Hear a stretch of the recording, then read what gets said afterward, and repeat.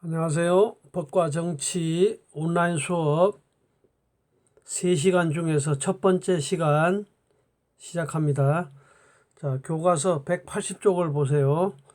자, 180쪽 정치와 법 마지막 단원 6단원이에요. 국제관계와 한반도. 간단히 해서 국제정치인데 이제 국내 정치가 5단원까지고 마지막이 국제정치예요. 모의고사나 수능에서는 한 문제 내지 두 문제 출제되는 부분이고, 그 다음에 우리는 기말고사 6단원 마지막까지 시험 범위에 다 들어갑니다. 그러니까 선생님 수업하는 내용하고 그 다음에 교과서 내용 중심으로 해서 열심히 공부하기 바래요. 자, 182쪽을 보면 첫 번째 이제 국제관계의 변화와 국제법. 우선 국제관계에 대해서 살펴보는데, 자, 여러분 여기 요 사례가 그 왼쪽에 2008년도 리먼 브라더스 사태예요. 뭐 간단히 얘기해서 금융기관이 그 집을 담보로 돈을 빌려주는데, 그런데 집값이 하락해 버리니까 어떻게 되겠어요? 돈을 빌린 사람들이 제대로 갚지도 못하고 이자, 원금도 제대로 갚지 못하면 결국은 그 돈을 빌려준 금융기관이 파산을 하겠죠. 자, 이 금융기관들이 도미노식으로 파산을 해서 전체 미국의 금융기관이 바로 연쇄적으로 파산하고, 그렇게 해서 세계 금융위기를 초래한 이것이 리먼 브라더스 사태인데, 물론 우리나라도 금융위기 큰 영향을 많이 받았죠. 자, 이걸 볼 때 앞으로 이 국제관계는 뭐 과거에도 그랬지만은 이 지구촌 사회가 매우 밀접해졌기 때문에 다른 나라 일이 다른 나라 일이 아니라 다른 나라 일이 곧 우리나라 일이고 곧 내 일이다. 이럴 정도로 서로 밀접해졌다. 그래서 여기 보면 오늘날 세계화를 통해 국가, 개인, 단체 간의 국경을 뛰어넘는 교류와 소통이 빈번해지고 국가 간 상호 의존성이 높아짐에 따라 국제적 차원에서 발생하는 다양한 현상이 우리의 삶에 많은 영향을 끼친다. 자, 그만큼 국제관계는 바로 우리 삶과 직결되어 있다. 자, 그런 내용이 되겠어요.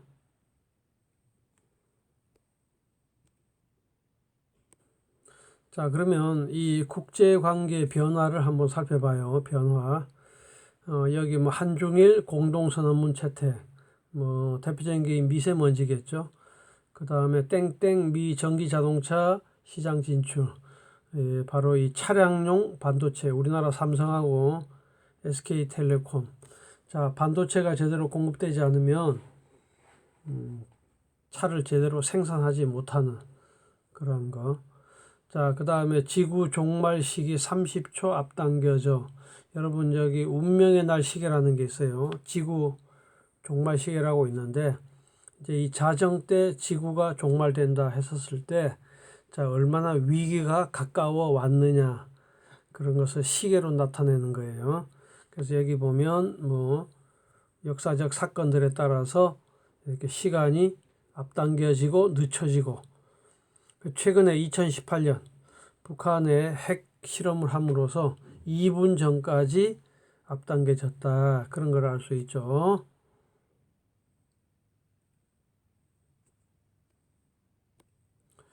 자, 그러면 여기 본문에 이 국제관계, 뭐 국제관계는 뭐 높아지고 있다. 그 다음에 이 국제관계 하면 보통 국가를 얘기하는데 국가 이외에 여러 가지 주체들이 있어요. 자, 여기 국제관계란 다양한 국제사회 행위 주체들이 정치, 경제, 사회, 문화 영역에서 상호작용한다. 그러면 국제관계에서 국제사회 행위 주체는 누구냐 했었을 때 가장 대표적인 게 바로 국가죠. 그 다음에 국제기구, 유엔이 대표죠. 그 다음에 비정부 기구, 정부기구. 그래서 NGO라 그러죠. NGO. 그러니까 세계적인 NGO, Non-Governmental Organization. 그러니까 정부가 아닌 그런 민간인 중심으로 활동하는. 그래서 뭐 그린피스, 엠네스티 그런 거. 그 다음에 이제 개인이 있어요. 강대국 지도자, 유엔 사무총장 이런 사람들. 그래서 바이든, 뭐 푸틴, 시진핑 이런 사람들. 자, 이런 사람들이 바로 국제 관계에서 주체 역할을 하는데 가장 그래도 대표적인 게 바로 주권을 가진 국가다 그렇게 볼 수 있고 그 다음에 오른쪽에 초국적 기업이라고 있는데 보통 다국적 기업이라 그래요. 다국적 기업.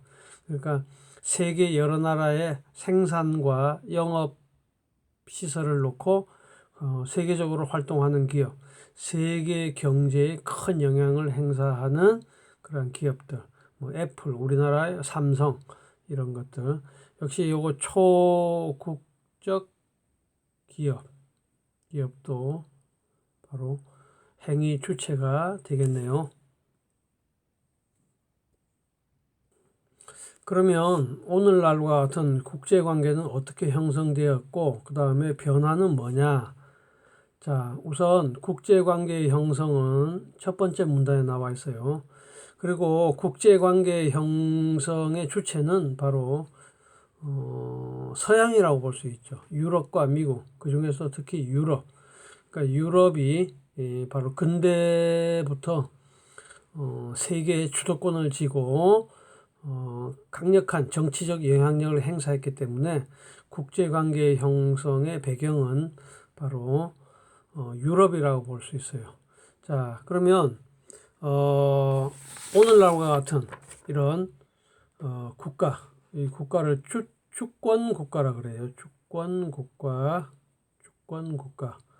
여러분 주권이라는 것은 뭐 알다시피 최고의 권리고 국내적으로는 최고의 힘, 절대적 힘. 그런데 이제 대외적으로 국가 간에는 자주적 독립성을 나타내는 자주적 독립성. 그래서 우리가 일제 36년 동안 나라를 빼앗긴 것은 바로 이 독립성을 잃어버렸다는 얘기죠. 자, 오늘날 뭐 유엔에 195개국이 있는데 이 국가들은 모두 주권 국가예요. 그런데 바로 여기 베스트팔렌 조약 전까지는 주권 국가 개념이 없었어요. 그러다가 베스트팔렌 조약에 의해서 오늘날 주권 국가, 그렇게 해서 오늘날 근대 형태의 국제 질서가 구축된 거예요. 자, 그러면 이 베스트팔렌, 뭐 독일의 도시 이름인데 베스트팔렌 조약은 30년 전쟁, 독일에서 신교도하고 구교도, 그러니까 우리나라로 치면 교회하고 성당, 같은 기독교인데 서로 교파가 달라서 종교 전쟁을 벌였고 이것을 마무리한 조약이 베스트팔렌 조약이에요. 근데 이 조약에서 중요한 세계사적 의의가 주권 국가가 등장하게 돼요. 이전까지는 주권 국가가 아니라 여러분 알다시피 중세는 바로 교황 밑에 국왕. 그래서 교황이 종교적 권위와 정치적 권위, 종교와 정치, 이 권한을 다 가지고 있었어요. 그러니까 그 유럽에 있는 국가들은 왕이라 그래도 실질적으로 자주적, 독립적 그러한 권력을 행사할 수가 없었어요.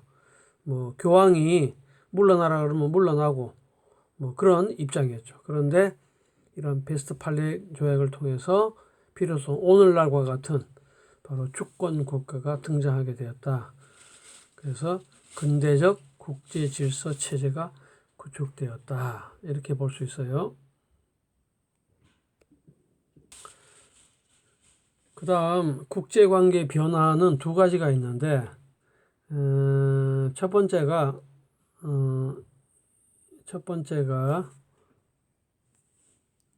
여기 내용인데 양극 체제에서 다극 체제로 변하였다. 자, 왼쪽을 보세요.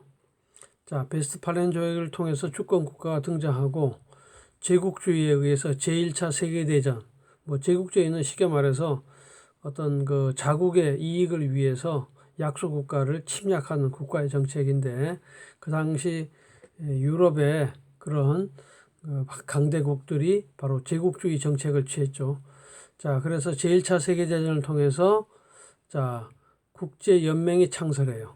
근데 국제연맹이 제 역할을 하지 못해요.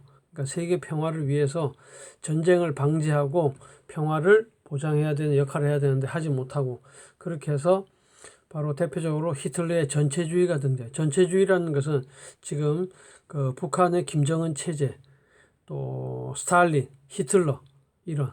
그래서 이 전체주의는 다른 말로 집단주의라고 그러는데, 행동뿐만 아니라 생각까지 똑같아야 된다는 그런 바로 그 정치 체제를 전체주의. 그래서 민주주의 반대가 공산주의가 아니라 전체주의가 되는 거예요.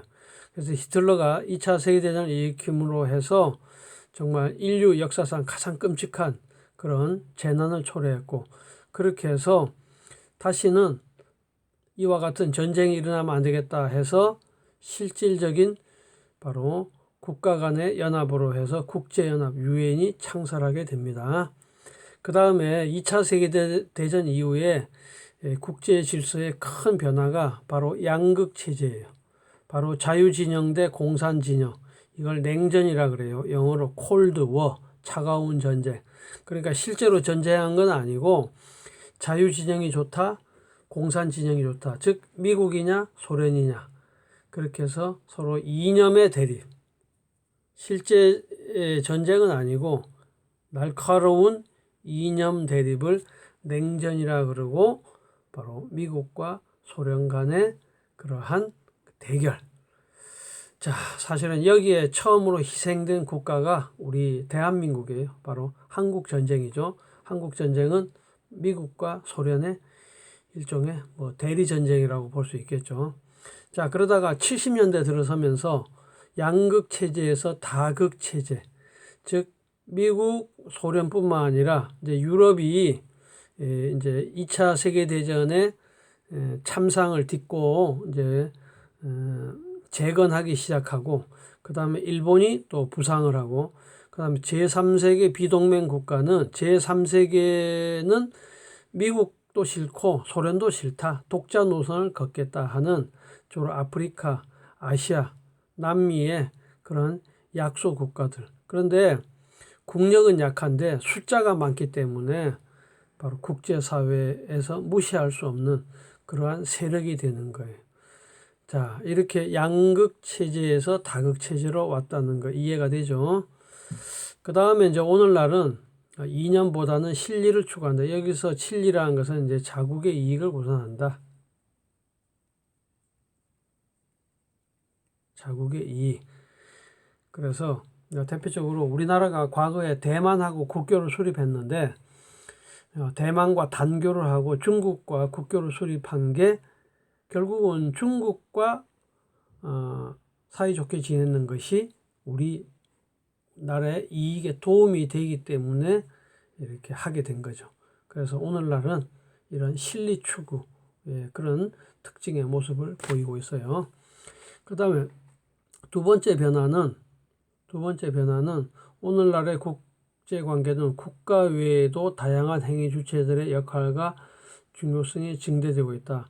물론 가장 기본적으로는 국가죠. 그러나 아까 얘기했듯이 국제기구, 또 비정부기구, 또 다국적 기업, 개인, 과거에 비할 수 없이 오늘날 많은 바로 영향력을 행사할 수 하고 있다.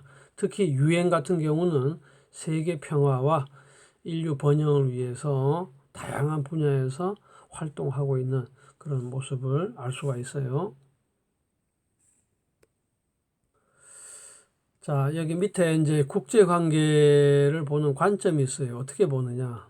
현실주의적 관점이 있고 자유주의적 관점이 있는데, 현실주의적 관점의 핵심은 국제 관계를 힘의 관점, 즉 바로 국력을 얘기해요. 국력. 자, 그래서 나라 간에도 엄연히 현실적으로 국력이 존재하죠. 물론 주권이라는 것은 뭐 이론상으로는 다 평등해요. 그러나 현실적으로 보면 국력은 너무나 다르죠. 바로 미국 강대국. 이 국력은 어디서 나올까요? 바로 군사력과 경제력이에요. 그렇죠? 자, 반면에 저 아프리카 작은 나라, 또 우리나라도 미국과 비교가 안 되죠. 바로 현실적인 힘의 관점에서 국제 관계를 보는 거예요. 자, 이 현실주의적 관점의 또 한 특징이 뭐냐면 왜 이렇게 힘의 관점으로 설명할까? 바로 자국의 이익 때문이에요. 자국의 이익. 그래서 얼마나 이익이 되느냐 안 되느냐에 따라서 평화냐 또는 대결이냐 나아가 전쟁이냐. 자, 그래서 강한 힘을 가져야 된다. 자, 이렇게 보는 관점이 현실주의적 관점인데, 이에 반해서 자유적 관점은 일단 여기 그 기본이 뭐냐면 인간의 본성은 근본적으로 선하다라는 성선설이고, 그 다음에 인간은 이성을 가지고 있다. 여기에 바탕을 두고 있어요. 그렇기 때문에 이성을 가지고 선하기 때문에 꼭 힘에 따라서 좌우되는 게 아니다. 그렇죠? 이성적으로 협력하고 따라서 평화가 가능하다. 이런 관점이에요. 그래서 여러 가지 이제 뭐 자국의 이익을 추구하고 또 힘의 관점에서 분쟁이 생기고 전쟁까지 발생할 수 있지만은 이런 것을 바로 인간의 이성으로서 해결할 수 있다. 이런 관점이고, 따라서 국제법이나 국제규범, 이제 국제규범이라는 것은 이제 그 사회생활에 그 지켜야 될 기준. 근데 국제규범하면 국제사회에서 지켜야 할 기준인데 가장 대표적인 게 바로 이 국제법이에요. 뒤에 나오죠.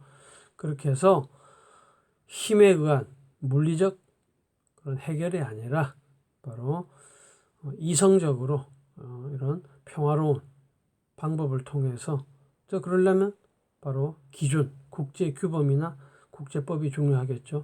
이런 걸 통해서 해결한다. 이런 걸 통해서 국제관계가 형성된다 하는 게 자유주의적 관점이에요. 자, 그러면 오늘날 이 국제관계 변화의 가장 두드러진 특징이 바로 이 세계화예요. 세계화. 그래서 세계화 또 기타 두 가지 해서 세 가지로 살펴보면, 자, 오늘날 국제관계의 변화를 가장 잘 나타내는 말 세계화. 자, 근데 여기 오른쪽 보면 세계화라는 게 있고 글로벌라이제이션, 그 다음에 비슷한 용어가 국제화가 있어요. 인터내셔널라이제이션. 자, 그런데 세계화는 국제화보다 훨씬 광범위한 개념이에요. 국제화라는 것은 국가와 국가 간, 즉 두 나라 간 또는 세 나라 간, 네 나라 간 그렇게 되어 있지만은 세계화는 바로 이 지구촌을 배경으로 하기 때문에 훨씬 국제화보다 광범위한 그런 개념입니다. 그래서 오늘날 이 세계화 속에서 많은 변화가 있고, 이러한 세계화는 교통과 통신의 발달이 촉진시켰다. 그렇게 볼 수 있죠. 그 다음에 두 번째, 이 세계화에 따라서 경제적 분야의 세계 경제의 상호 의존성이 심화되고 있다. 그렇게 해서 물자뿐만 아니라 사람까지 활발하게 바로 서로 교류가 이루어지고 있고, 그래서 세계 경제는 하나의 어떤 그 끈으로 연결되어 있기 때문에 하나가 중간에서 끊어지게 되면 바로 전체 세계 경제에 큰 혼란과 문제를 일으키는 그러한 바로 밀접한 그런 의존성을 나타내고 있다. 그런 얘기입니다. 그 다음에 세 번째는 국가 간 갈등이 심화되고 있다. 뭐 여러 가지 민족이나 또는 또 종교 또 환경, 테러, 난민, 뭐 기타 등등 국가 간의 이해관계에 따라서 자, 갈등이 심화되고 있는데, 뭐 2차 세계대전 그런 건 아니지만 국지적, 그러니까 어느 지역 간, 지역에서 나는 분쟁, 대표적으로 중동에서 많이 발생하고 있죠. 이런 국지전, 국가 간 갈등이 심화되고 있다. 이렇게 볼 수 있어요. 자, 아까 우리 세계화를 살펴봤는데 세계화 어떤 관계가 있느냐? 뭐 여기 보면 청바지, 나도 청바지 입고 다니는데 미국, 이탈리아 청바지 하나만 해도 이렇게 많은 나라가 관련돼 있는 줄 나도 처음 알았어요. 독일, 뭐 벨기에, 프랑스, 알제리, 이렇게 서로 밀접한 관계를 가지고 있다. 그런 내용이고, 한편 세계화의 또한 어두운 측면도 있죠. 바로 일종의 그 회기라죠, 회기라. 그래서 여기는 지구촌 풍요로운 음식 문화를 뒷받침해온 재래 종자들이 바로 10개의 다국적 기업이 독점하고 있다. 10개 기업들이 바로 좌지우지하고 있다. 그런 얘기죠. 그래서 소수의 뭐 집단들이 바로 영향력을 행사하는 이런 문제점. 우리가 영어도 생각해 볼 수 있죠. 세계에 많은 그런 언어들이 있지만은 점차 세계화를 통해서 영어가 바로 지구촌 그런 언어로 중요한 역할을 하고 있으니 뭐 다른 소수 언어들이 점점점 사라지고 있다. 그래서 문화라는 것은 어떤 다양성을 통해서 풍요로움을 나타내는데 이렇게 획일화돼가는 이런 모습은 바로 세계화의 바로 어두운 모습이다. 이렇게 볼 수 있어요. 자, 187쪽 보세요. 자, 국제법의 의의와 한계가 있어요. 우선 국제법의 의의를 보면 오늘 국제법은 유럽 국가의 법을 그 기원으로 해요. 자, 우리가 이제 국내법이 있어요. 우리 이제까지 그 대면 수업에서 했던 뭐 헌법, 민법, 뭐 또 형법, 형사소송법, 사회법 이런 거는 바로 이 국내법인데 또 국가 간의 관계와 관련된 법이 국제법이고 역시 이게 이제 유럽에서 이제 뿌리를 두고 있고 자 처음에 이 국제법은 국가 간의 관계를 규율하는 그런 의미였어요. 물론 이제 국제법의 가장 대표적인 게 조약이거든. 국가 간의 조약이 이게 대표적인데 그러나 요즘은 국가 간뿐만 아니라 국가와 국제기구, 대표적으로 이제 국가와 유엔, 또 그 요새 그 NPT라고 있죠. NPT 핵 확산 금지 조약 같은 경우 우리나라에 가입돼 있으니까 우리나라는 뭐 더 이상 핵무기를 만들 수 없는 그러한 게 바로 이 NPT와 관련되어 있거든요. 그 다음에 제한적이나마 개인까지도 직접 규율한다. 그러니까 대표적인 게 이 비자 문제 이런 것들. 여러분 이 비자 이런 것은 바로 국가 간에 규칙이 되어 있는데 만약에 이런 게 제대로 적용이 안 되면 비자 발급에 문제가 되고 또 해외 여행에도 또 제한이 될 수 있겠죠. 자, 그래서 이 국제법은 국제사회 공통의 이익을 보장하고 국가 내 협력을 강화하며 평화를 유지하는 역할을 한다. 뭐 궁극적으로는 국제 평화죠. 그래서 오늘날은 이 국가 간의 관계를 관계 기준으로서 중요한 역할을 하고 있고 더욱더 이 국제 관계가 더욱더 상호 의존적임에 따라서 바로 중요성은 더욱더 커진다. 이렇게 볼 수 있어요.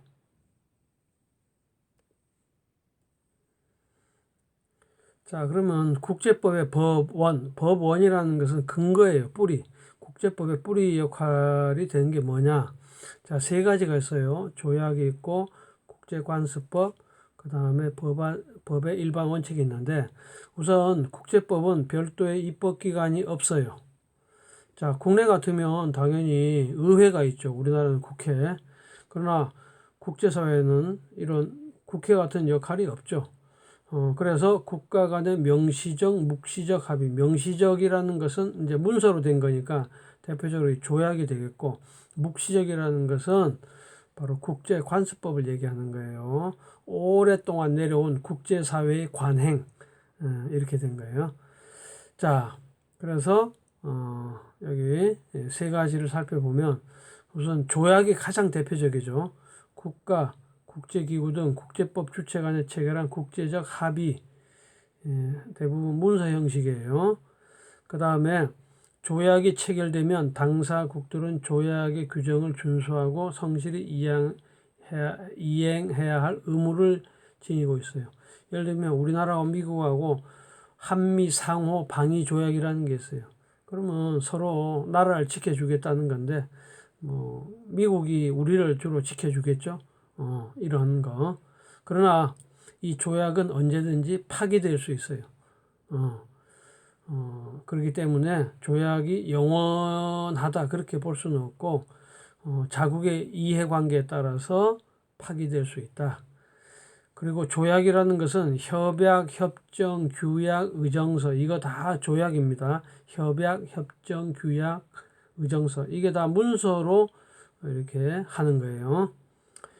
그 다음에 국제관습법은 국제사회의 반복적인 관행이 법적으로 요구되거나 허용되는 확신이 뒷받침될 때, 그러니까 국제사회에서 수백 년, 수천 년 동안 내려온 오랜 관행이 바로 법으로 역할하는 거예요. 그러니까 이거는 명시적이 아니라 묵시적이에요. 묵시적.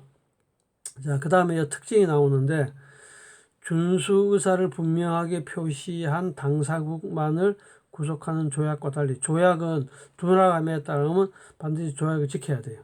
그렇죠? 한국하고 미국, 한국하고 일본, 한국하고 중국. 자, 이렇게 당사국, 이해관계가 있는 사람이 당사국이죠. 자, 그런데 국제관습법은 국제사회 묵시적 합의에 따라 모든 국가에게 널리 적용된다. 그래서 조약은 당사국끼리만, 그러나 국제관습법은 모든 국가, 우리 지구의 모든 국가가 널리 바로 적용된다. 그럼 예를 들면 뭐가 있느냐? 외교관 면책 특권이라는 게 있어요. 외교관들은 면책 말 그대로 그 나라, 그러니까 그 외교관이 있는 나라에 그런 어떤 법의 적용을 받지 않는 특권이 있다. 그런 거예요. 그 다음에 여러분 배 있죠. 배 보면 그 뒤에 깃발 있죠. 깃발을 반드시 꽂아야 된다. 그 배가 소속된 나라의 깃발을 꽂고 바로 항해를 해야 된다. 그 다음에 또 아무리 전쟁이라 그래도 앰뷸런스는 공격하지 않는다. 앰뷸런스는 이런 것들 등등. 자, 그 다음에 세 번째, 법의 일반 원칙은 문명국은 이제 아무래도 그 발전된 그런 나라들 공통으로 승인하에 따르는 법의 보편적 원칙인데 대표적으로 세 가지가 있어요. 신의 성실의 원칙, 권리 남용 금지의 원칙, 손해배상 책임의 원칙. 이거는 국내법에도 적용되는 거예요. 근데 국내법에도 적용되는데 이게 국가 간의 관계에서도 적용된다는 얘기죠. 신의 성실의 원칙은 민법의 중요한 원칙인데 어떤 계약, 이 보통 이제 계약 때 많이 사용되죠. 계약. 자, 서로 믿음을 갖고 계약을 했으면 성실히 이행을 해야 된다. 바로 그런 원칙이 되겠죠. 그 다음에 권리 남용 금지. 남용이라는 것은 넘치면 안 된다는 얘기죠. 그래서 예를 들면 애플이 그 세계적 기업 입장에서 만약에 그런 걔네들의 우월적 권한을 우리 한국 소비자에게 또는 중국 소비자에게 일본 소비자에게 피해를 주면 안 된다. 그런 얘기고 손해배상 책임 또 이거 우리 민법에서 배웠죠.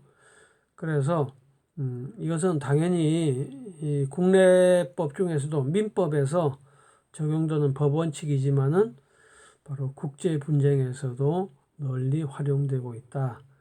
자, 다시 한번 조약, 국제관습법, 법의 일반 원칙으로서 신의성실, 권리남용, 손해배상 원칙. 자, 이 세 가지를 우리가 국제법의 법원 근거라고 그래요.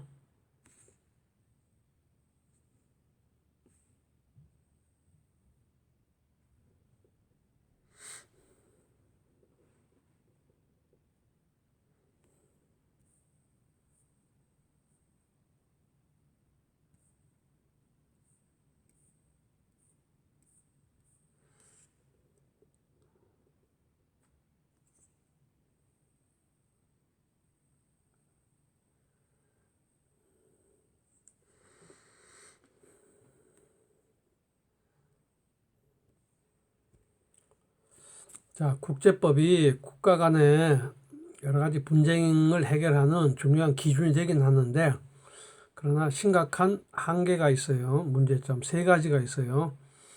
첫 번째, 국제법은 입법기관에 의해 제정된 것이 아니다. 자, 아까도 얘기했지만은 국제법의 제정 주체는 없어요. 당사국끼리 또는 국제관습법에 따라서. 그렇죠? 그래서 여기 보면 그때 당사자 간 협의로 체결된다. 그 다음에 아까도 얘기했죠. 이해관계가 안 맞을 때는 바로 조약을 깰 수도 있다는 얘기죠. 그렇죠? 그래서 국제사회 전반, 예를 들면 195개국 모두 적용되는 조약, 관습법이 아닌 조약을 제정하는 게 매우 어렵다.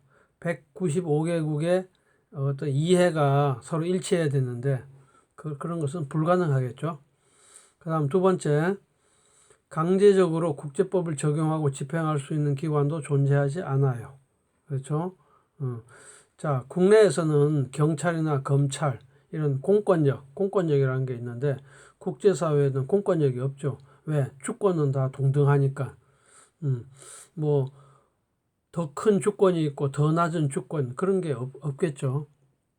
그래서 국제법의 적용과 집행은 개별 국가 주체의 자발적 의지와 협력, 여기 개별 국가 주체의 자발적 의지와 협력에 의존한다. 그래서 이걸 뭐라 그러냐면 만약에 분쟁이 생겼을 때 임의적 관할권이라고 그래요. 임의라는 것은 자기 생각 따라, 자기 의도 따라. 관할이라는 것은 어떤 통제나 지배하는 범위를 얘기하는 거예요. 자, 강제적 관할권은 국내 재판은 되는 거예요. 그래서 기소가 되면 반드시 형사재판을 받아야 되는 어떤 강제를 가지고 있는데 국가 간의 분쟁은 반드시 합의해야 돼요. 분쟁 당사국들이 합의를 해야 돼. 그렇게 해서 이 재판이 국제사법재판소에서 넘어가게 되는데, 예를 들면 이 독도 문제 같은 경우에 일본은 국제사법재판소로 가려고 그래요. 왜? 걔네들은 강대국이니까 그만큼 재판에서 유리하다는 얘기지. 그런데 이게 왜 국제사법재판소에 재판이 안 되느냐? 우리가 동의를 해주지 않아서 그래요. 동의를 해주지 않으면, 그러니까 분쟁 당사국은 우리나라하고 일본인데 일본은 가자 그러는데 우리가 동의를 해주지 않으니 이게 재판이 성립될 수가 없겠죠. 그래서 이걸 임의적 관할권이라 그래요. 그래서 여기에 개별 국제 주체의 자발적 의지와 협력에 의존한다. 임의적 관할권과 관련해서 알아두시고, 그 다음에 국제법 위반 행위에 대한 실질적 제재에도 어려움이 많다. 이것도 문제예요, 이거. 그래서 바로 구속력과 실효성은 매우 제한적이다. 자, 여러분, 국내는 경찰, 검찰 같은 공권력이 있고 우리가 형법, 형사소송법 배웠다시피 범죄 행위를 저지르면 바로 제재를 받게 되죠. 형벌 9가지를 받게 되죠. 자, 그런데 국가 간의 문제에서는 이게 어려워요. 실질적인 제재, 구속력, 실효성이 제한적이에요. 그래서 여기 자료 1번을 보면 여러분 고래 있죠. 고래는 포경 규제 협약이 맺어져 있어요. 세계적으로. 그래서 함부로 잡으면 안 돼요. 그런데 일본은 상업적 고래잡이를 계속하고 있어요. 일본은 멈추지 않고 있다. 자, 일본이 이렇게 국제법을 어기는데, 자, 여기에 대해서 실질적인 제재를 하는 게 별로 없어요. 그냥 비난만 하고 있죠. 그렇죠? 강제력을 행사하는 거. 뭐 예를 들면 형사처벌 한다든지 고래 잡는 사람, 그 다음에 배를 갖다가 못 쓰게 한다든지 뭐 그렇게 해야 되는데 그렇게 할 수가 없겠죠. 그 다음에 여기 북한도 핵실험을 했죠. 자, 안전보장이사회에서 유엔에서 결의했죠. 자, 여기는 그 제한적이다. 그러니까 뭐 북한을 갖다 군사적으로 공격한다 그렇게 할 수는 없고 비군사적 조치, 경제적 제재 같은 게 대표적이죠. 이런 거. 그 다음에 북핵 문제 평화적 외교 뭐 확인했다. 뭐 이 정도예요. 자, 그래서 이 국제법을 위반한 그러한 국가에 대해서 강제력을 행사하기가 어려운 그런 문제점이 있어요. 자, 그러면 오늘 첫 번째 시간 여기까지 하도록 하겠습니다.